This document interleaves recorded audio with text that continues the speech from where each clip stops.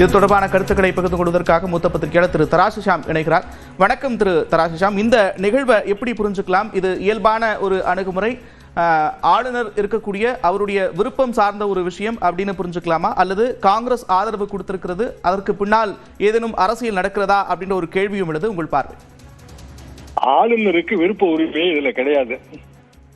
ரவி இல்லையே என்கிற குறைபாட்டை அர்லேக்கர் போக்குகிறார். இப்படித்தான் அவர் தன்னிச்சையாகவே சொல்வார். அவரோட அதிகார வரம்பை எல்லாம் மீறி ஆளுநர் ரவி அவர்கள் புதிய அரசியல் சாசனத்தை எழுதுவார்.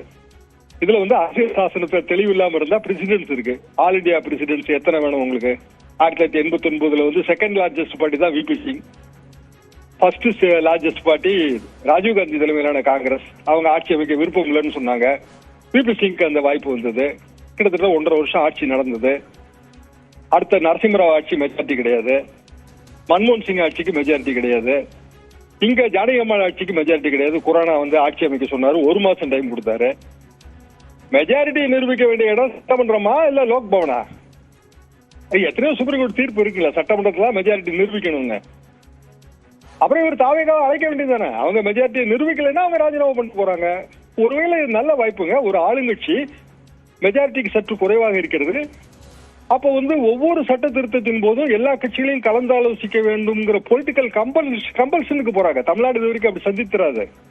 அப்ப எத்தனையோ ஆளுங்கட்சிகள் மேல என்ன குறை? அவங்க தன்னிச்சையா சட்ட திருத்தம் கொண்டு வந்தாங்க. தன்னிச்சையா துப்புரவு பணியாளர்கள் போராட்டத்தை கையாண்டாங்க.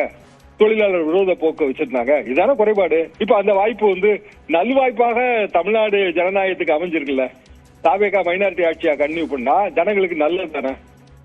திமுக கன்சல்ட் பண்ணி தானே அவங்க ஆட்சி நடத்த முடியும். அதை எதுக்கு அர்லேக்கர் மறுக்கிறாரு? அவருக்கு என்ன உரிமை இருக்கு?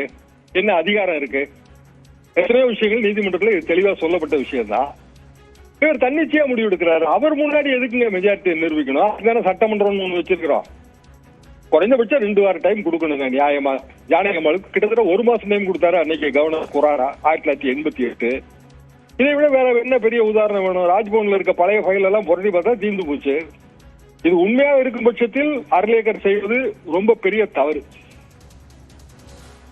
நன்றி திரு தராசு ஷாம், இணைப்பிலிருந்து கருத்துக்களை பகிர்ந்து கொண்டது.